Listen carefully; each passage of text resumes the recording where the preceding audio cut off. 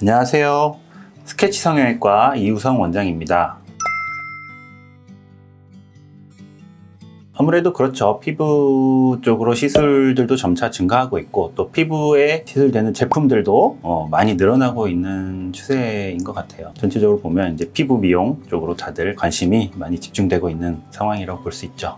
피부 노화는 크게 두 가지 원인으로 설명할 수 있어요. 내인성, 외인성이라고 표현을 하는데, 쉽게는 피부 세포의 노화와 외부 요인에 의한 노화라고 설명할 수 있겠네요. 피부 세포의 노화, 내인성 노화는 피부뿐만 아니라 몸 전체의 세포에도 적용이 되는 말인데, 시간이 지나면서 자연스럽게 피부 세포의 수명이 다하는 것을 말합니다. 전문적인 용어로는 세포 내에 위치한 DNA의 끝부분에 텔로미어라는 부분이 있는데, 이것이 이제 세월이 지나면서 세포 분열을 많이 하게 되면 점차 짧아져서 끝내는 기능을 하지 못하게 되어서 피부 세포가 사멸하게 됩니다. 이런 식으로 내인성 노화가 진행이 되는 것이죠. 내인성 노화로 피부에 보이는 현상은 피부 탄력 감소와 건조함, 창백한 색조인데요.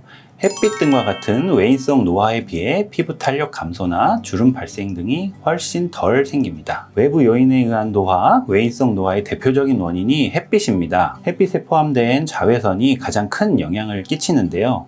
자외선의 종류 중에 피부에 영향을 주는 것은 A와 B가 있습니다. 자외선 A는 파장이 길고 에너지가 낮으며, 자외선 B는 파장이 짧고 에너지가 높은 특징이 있는데요. 자외선 A에 많이 노출이 되면 진피의 산화 과정이 일어나면서 노화세포라는 것이 만들어지게 되고, 이것이 주변부 세포까지 노화를 촉진시키게 됩니다. 이러한 광노화는 내인성 노화에 비해 주름도 더 깊게 생기고 탄력 감소도 더 심하다고 알려져 있어요. 이 사진을 예시로 보시면 트럭 운전을 오래 하신 노인분의 사진입니다. 왼쪽 얼굴이 오른쪽에 비해 주름도 더 많고 더 많이 처져 있죠. 오랫동안 트럭 운전을 하며 햇빛에 왼쪽 얼굴이 오래 노출된 결과 피부 탄력 감소와 주름이 훨씬 심하게 진행된 것을 보실 수 있습니다. 이러한 광노화 외에도 흡연이나 매연, 무리한 다이어트 등이 피부 노화에 큰 영향을 끼칠 수도 있다고 합니다.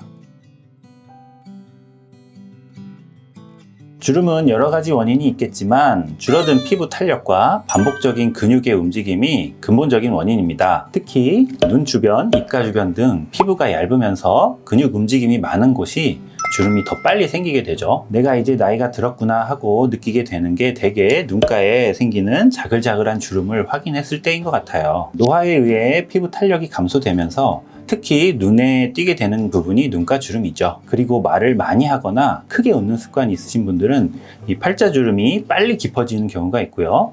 인상을 쓰면서 일하는 습관이 있으시면 미간에 이렇게 세로 주름이 잘 생기죠. 또 안검하수가 있거나 눈꺼풀이 처진 분들은 눈썹을 이런 식으로 올리면서 눈을 뜨게 되는 버릇이 있기 때문에 비교적 젊을 때부터 이마 주름이 생기기도 합니다. 결과적으로 주름은 노화와 생활 환경, 습관 등의 복합적인 결과라고 보시면 될 것 같습니다. 한번 생긴 주름은 되돌릴 수가 없어요. 하지만 더 심해 보이지 않고 옅어 보이게 할 수는 있겠죠. 주름의 원인은 아까 말씀드린 피부 탄력 저하와 생활 환경, 근육의 움직임이라고 했었죠. 이 중에 피부 탄력 저하와 생활 환경 등은 자체적으로도 좋아지게 할 수 있는 방법이 있습니다. 피부를 구성하는 콜라겐 성분의 대부분이 수분이기 때문에 보습이 정말 중요합니다. 수분 크림이나 로션, 미스트 등으로 직접적으로 피부에 수분을 보충해주고, 물을 자주 마시는 것, 또 비타민 C, E, 베타카로틴 등이 포함된 음식을 드시는 것이 피부에 아주 도움이 됩니다. 그리고 선크림 아주 중요하겠죠. SPF와 PA 등급이 높은 걸 사용하시는 게 자외선 A와 B를 모두 차단해 광노화를 예방하는 데 도움이 됩니다.